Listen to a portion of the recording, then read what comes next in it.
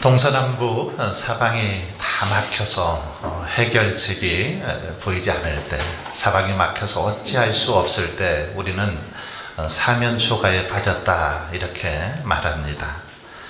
이 사면초가라는 말은 직역하면 사방에서 들려오는 초나라의 노래라는 그런 의미가 있습니다. 이 단어는, 고사성어는 사기의 이 항우봉기라는 책에서 유래가 되었는데, 진나라가 멸망한 후에 초나라의 항우와 한나라의 유방이 천하의 패권을 장악하기 위해서 5년 동안 큰 싸움을 벌이게 됩니다. 싸움이 시작된 지 4년째 되는데 지칠 지친 이들은 서로 휴전을 협정하려고 합니다. 그래서 홍구의 동쪽은 초나라가, 서쪽은 한나라가 차지하기로 하고, 항우가 인질로 잡고 있던 유방의 가족들을 돌려보내는 조건으로 이렇게 휴전 협정을 맺습니다. 항우는 약속대로 동쪽으로 철수하기 시작했습니다. 하지만 유방은 협정을 위반하고 공격을 해왔습니다. 그러다가 해하라는 곳에서 진을 치고 서로 대치하게 되었는데, 항우의 군대는 한나라 군사의 수많은 그런 대군들에게 물새 틈 없이 겹겹이 포위당하게 되었습니다.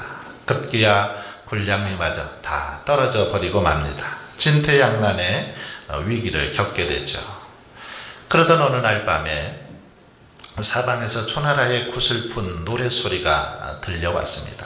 사실은 한나라 군사들이 펼친 심리전이었죠. 항우는 사방에서 들려오는 노랫소리를 듣고 초는 입이 유방에게 넘어간 것인가, 어떻게 포로의 수가 저렇게 많은가 하고 크게 탄식하면서 절망했습니다.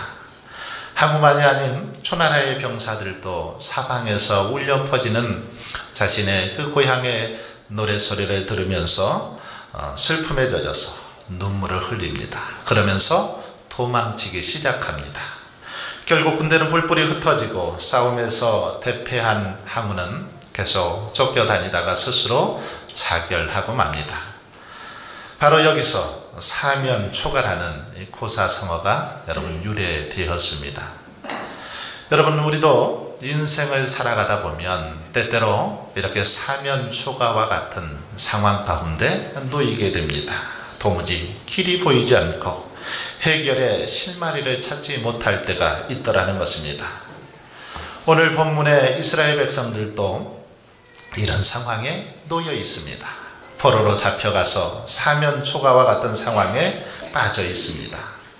1절 말씀해 보시면 시온의 포로를, 그리고 4절에는 우리의 포로를 이라는 이 말에서 알 수 있듯이 하나님께서는 범죄한 이스라엘 백성들에게 하나님께로 속히 돌아오라 기다리고 또 기다리셨지만 그들은 끝내 하나님의 뜻에 순종하지 않았습니다. 그래서 결국 이방 민족에게 하나님께서는 그들을 넘기셨던 걸 볼 수 있습니다. 역대하 36장에 보시면 이런 상황을 이렇게 묘사하고 있습니다.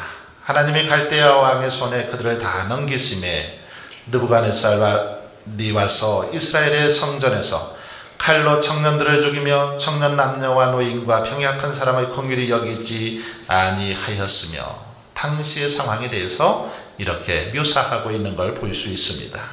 그리고 20절에서도 칼에서 살아남은 자를 그가 바벨론으로 사로잡아 가매 무리가 거기서 갈대아 왕과 그의 자손의 노예가 되어 바사국이 통치할 때까지 이르니라, 이렇게 기록하고 있습니다. 겨우 살아남은 사람들, 그들은 바벨론으로 포로로 잡혀가서 거기서 노예 생활을 하면서 거기서 그렇게 살아 지내야만 했다라는 것입니다. 여러분, 포로로 또 노예로 전락한 그들의 삶, 어느 누가 그들을 이해할 수 있겠습니까? 직접 포로 생활을 해본 사람들, 노예 생활을 해본 사람들만이 그들의 심정을 알 수 있을 것입니다. 건강을 잃고 회복한 사람만이 건강의 소중함을 알 수 있는 것처럼 노예 생활, 포로 생활을 해본 사람만이 그 참혹함을 알 수 있다라는 것입니다. 나라를 잃어버리고 자유를 잃어본 사람만이 나라의 소중함을 아는 것처럼 바로 그런 경험을 해본 사람만이 그 아픔, 그 고통을 헤아릴 수 있다라는 것입니다. 아우슈비츠 수용소에 포로로 끌려가서 고생 후에 기적같이 살아남은 프리모 레비라는 사람이 있습니다. 그는 이것이 인간인가라는 책을 통해서 자신이 경험했던 그 아우슈비츠 수용소의 생생한 그런 참혹한 상황들을 이 책에서 묘사하고 있습니다. 증언하고 있는데, 먼저 이 아우슈비츠에 도착하면 자신 가지고 있던 모든 것을 다 뺐습니다. 그리고 얇은 겉옷 한 벌, 속옷 하나, 그리고는 나막신을 이렇게 주었습니다. 이 나막신을 신으면 거치적거리기 때문에 도망가지 못했습니다. 도망가지 못하도록 하기 위해서 나막신을 주었다라는 것입니다.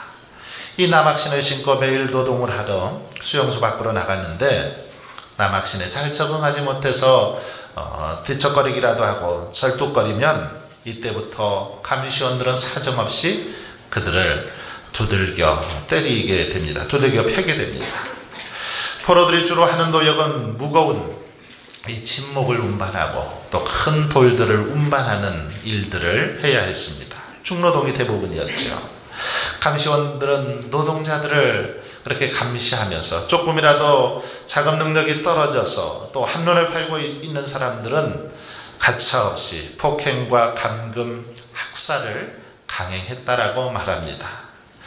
포로들을 대상으로 생체 실험을 하기도 하고 가스실에서 주기적으로 대대적인 학살을 했습니다. 이런 방법으로 아우슈비츠에서 약 100만 명 이상의 포로들이 죽음을 맞았다는 것을 볼 수 있습니다.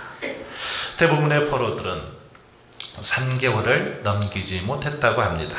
특히 겨울에 포로들이 가장 많이 죽어가게 되는데, 그 이유는 얇은 옷 그리고 부족한 음식, 중노동으로 인해서 수용소 인원의 70% 정도, 이 70% 정도가 겨울철에 그렇게 사망을 했다라는 것입니다.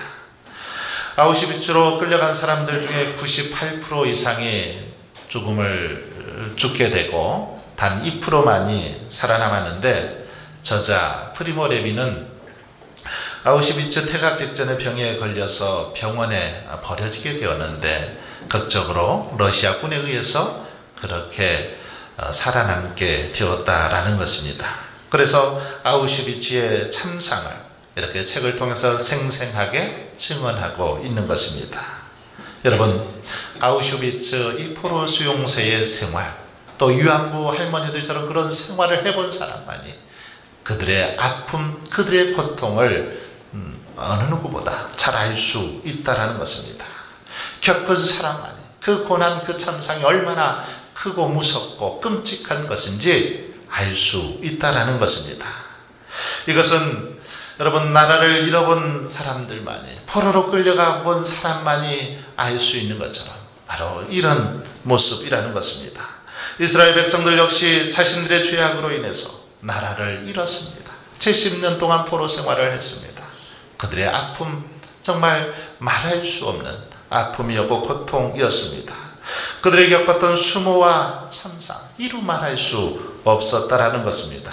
그런데 오늘 본문에 보시면 그런 포로의 생활에서 하나님께서 이스라엘 백성들을 아주 극적으로 해방시켜 주시는 것을 볼 수 있습니다. 그들을 다시금 회복시켜 주셨습니다. 1절과 2절에 보시면 여호와께서 시온의 포로를 돌려보내실 때에 우리는 꿈꾸는 것 같았도다, 이렇게 노래하고 있습니다. 2절에 그때에 우리 입에는 웃음이 가득하고 우리 혀에는 찬양이 찼었도다. 그때의 문나라 가운데서 말하기를 여호와께서 그들을 위하여 큰 일을 행하셨다 하였도다.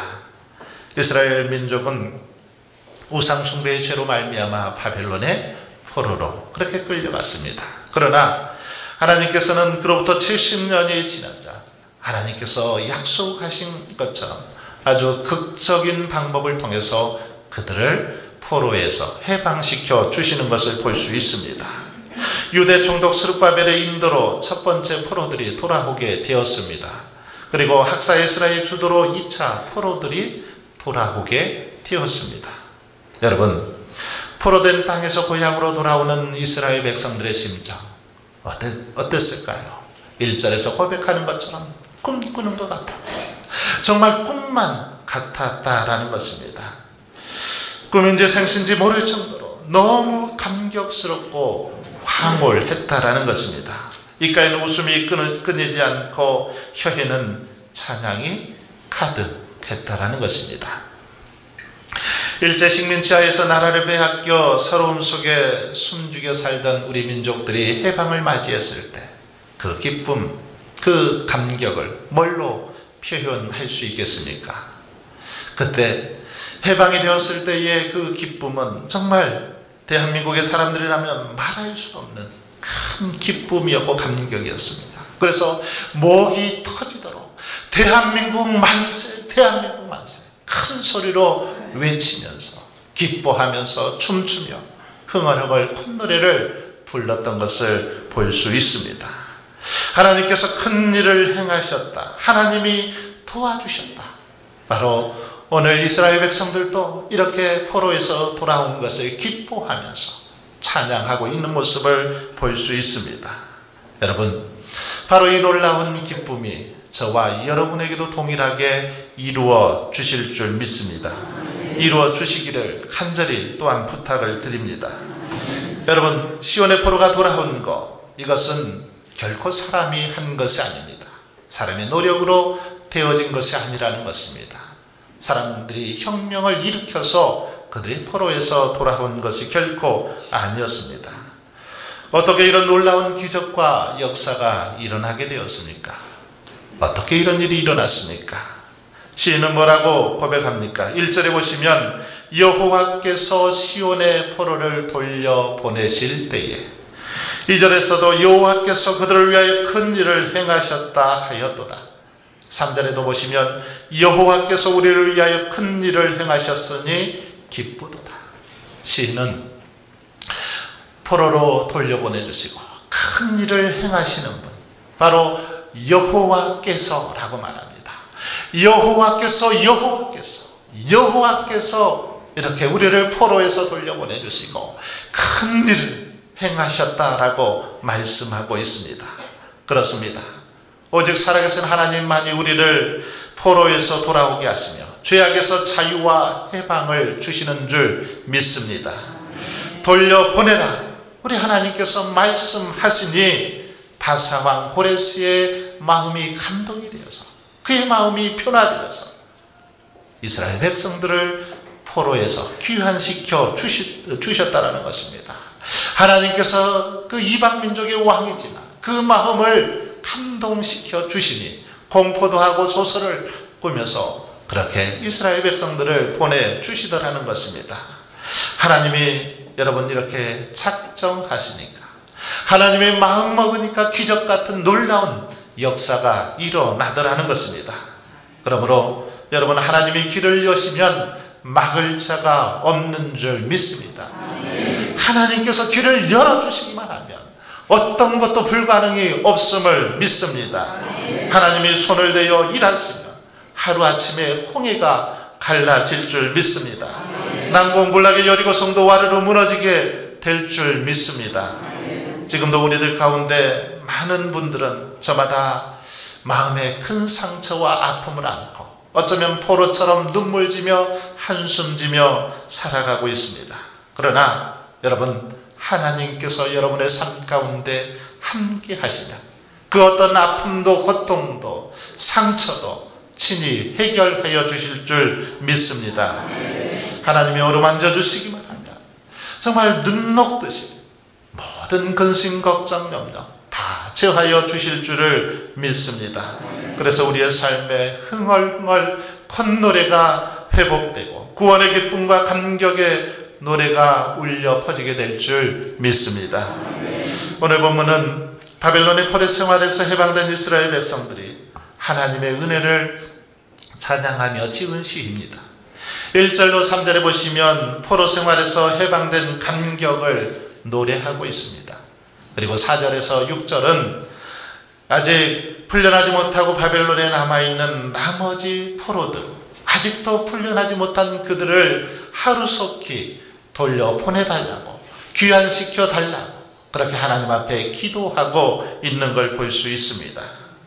시인은 하나님만이 우리를 포로에서 해방시켜 주시고 돌려보내시는 분임을 확신하면서 이제 4절에서 이렇게 기도합니다. 여호와여, 우리의 포로를 남방 시내들같이 돌려보내소서. 남방 시내들같이 돌려보내주소서. 그렇게 기도하고 있습니다. 여러분, 남방 시내가 무엇입니까? 남방 시내들같이 보내달라고 했는데 남방 시내 어디입니까? 이 남방 시내는 팔레스타인 남쪽에 있는 네게부 사막의 시내를 가리킵니다. 네게부 사막은 평소에는 가물어 있습니다. 말라 있다가 우기에 갑자기 물이 불어서 급류로 그렇게 변하는 특징을 지니고 있습니다. 평상시에는 가물어 있다가 우기철에 비가 내려야만 물이 흐르는 곳, 바로 네게부 사막이었습니다.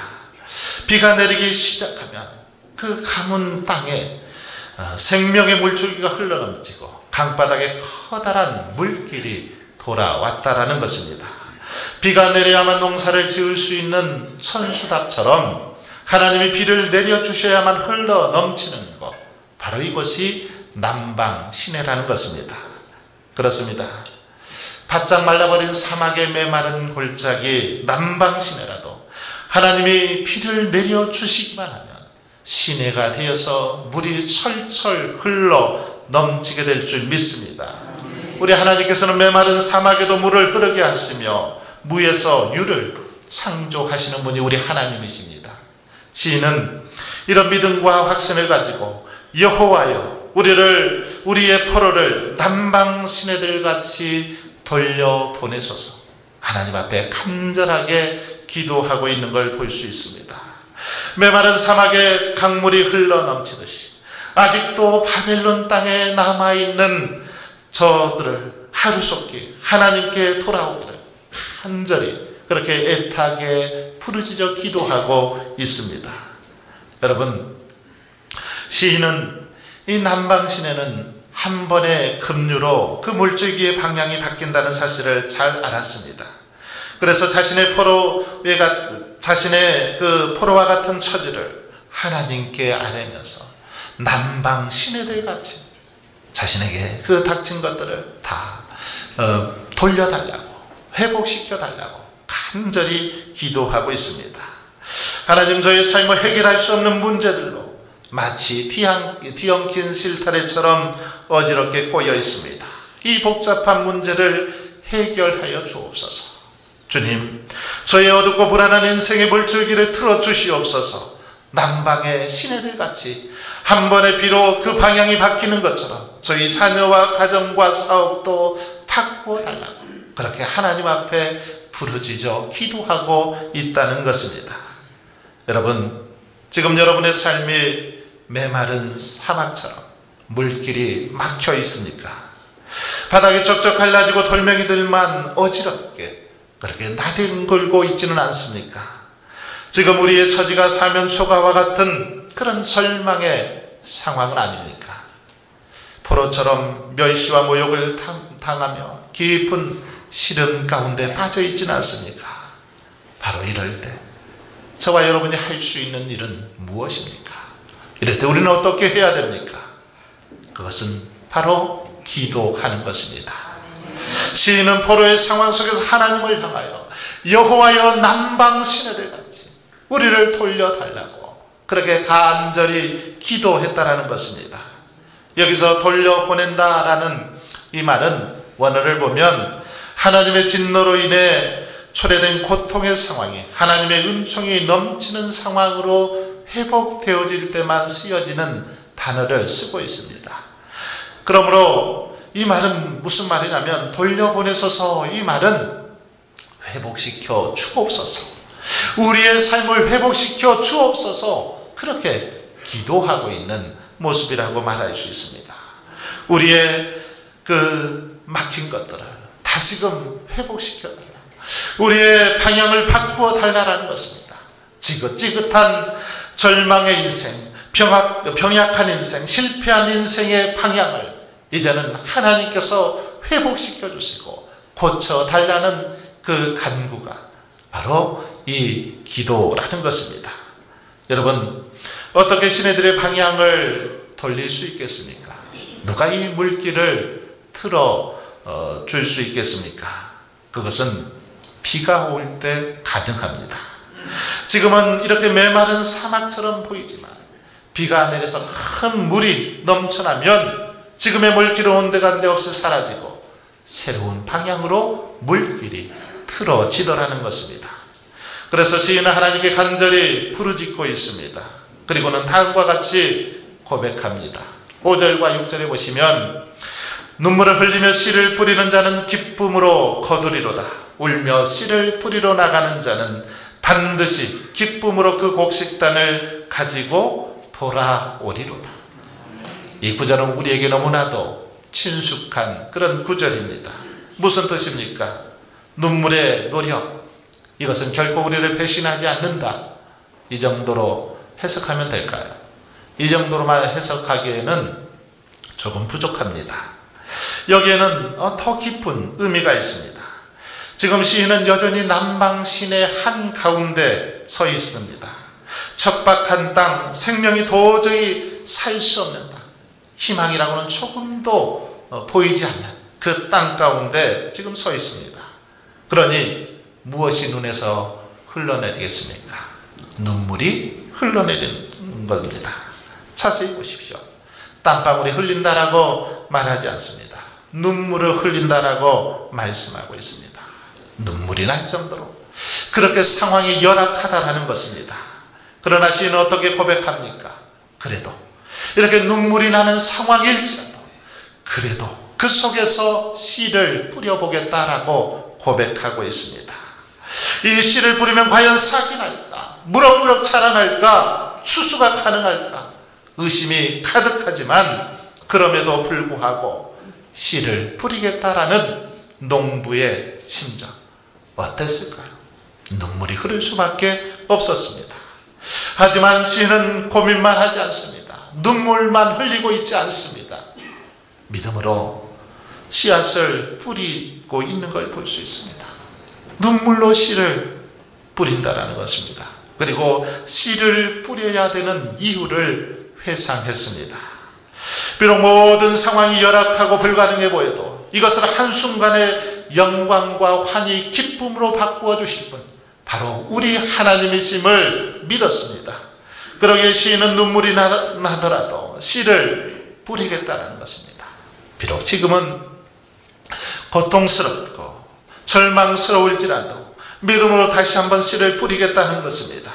그래서 시인이 지금 흘리는 눈물, 그러기에 이 눈물은 절망의 눈물이 아닙니다. 좌절의 눈물이 아니라 하늘에 대한 소망과 믿음의 눈물인 것입니다. 사랑하는 성도 여러분, 여러분의 인생이 아직 바벨론의 포로처럼 그렇게 어두운 터널을 통과하고 있습니까? 죄악과 거짓의 포로로 사로잡혀 자유와 기쁨을 잃어버렸습니까? 구원의 감격과 기쁨이 사라져버렸습니까? 감사가 메말려 버렸습니까? 물질과 권력 앞에 절망하고 낙심하고 있지는 않습니까?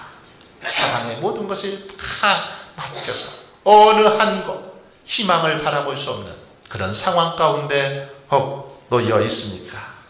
바로 지금이야말로, 바로 이럴 때야말로 우리가 하나님 앞에 기도할 때인 줄 믿습니다. 우리는 무너진 믿음을 회복시켜 달라고, 막힌 물길을 돌려달라고 눈물을 흘리며 하나님 앞에 기도하고 바로 씨앗을 뿌릴 때가 지금 이 순간이라는 것입니다. 포로로 끌려갔던 이스라엘 백성들은 바벨론 강변에 앉아서 예루살렘을 생각하면서 70년 동안 삼회의 눈물의 씨앗을 뿌렸던 걸 볼 수 있습니다. 끝까지 그들은 낙심하지 않았습니다. 포기하지 않고 다시금 하나님 앞에 하나님께서 회복시켜 주실 것을 믿고 그렇게 기도하고 또 기도했다라는 것입니다. 기도의 눈물을 뿌리고 헌신의 눈물을 뿌리고 섬김과 봉사의 눈물을 뿌려가면서 하나님의 때를 이스라엘 백성들은 기다렸습니다. 그럴 때 하나님께서는 놀라운 방법으로 그들을 포로에서 돌려 보내주셨던 것을 알 수 있습니다. 사랑하는 성도 여러분, 그러므로 큰 일을 행하신 하나님께 저와 여러분이 깨어 기도할 수 있기를 바랍니다. 홍해를 가르신 모세의 하나님께, 골리앗을 이기게 하신 다윗의 하나님께 더욱 간절히 부르짖어 기도하는 저와 여러분이 될 수 있기를 바랍니다. 특별히 내일부터 시작되는 이제 추수감사절 특별 새벽 기도회에 여러분 함께 참여하셔서 정말 기도를 회복하시기를 간절히 바랍니다. 기도의 눈물을 회복할 수 있기를 바랍니다. 하나님이여, 우리의 포로된 처지를 그냥 놔두지 마시고 남방 시내들같이 놀라운 기적과 능력으로 절망과 슬픔의 자리에서 돌려보내소서. 이처럼 저희들도 깨어 기도할 수 있길 바랍니다. 그럴 때 오늘도 살아서 역사하시는 하나님께서 우리의 기도를 들어주실 줄 믿습니다. 사면 초가와 같은 상황 속에서도 우리의 앞길을 환히 밝혀주시고 우리의 모든 문제들을 해결하여 주실 줄 믿습니다. 기도함으로 이런 은혜, 이런 축복을 누리며 살아갈 수 있길 주님의 이름으로 축원합니다. 아버지 하나님, 절망할 수밖에 없고 낙심할 수밖에 없는 세상에 살아가지만 주님만을 바라보고 의지할 수 있는 믿음 허락해 주시니 감사합니다. 이 믿음으로 날마다 주님만을 바라보며 간구하며 나아갈 때 메마른 사막에서도 생명수 강물이 흘러넘치게 하시고 모든 근심과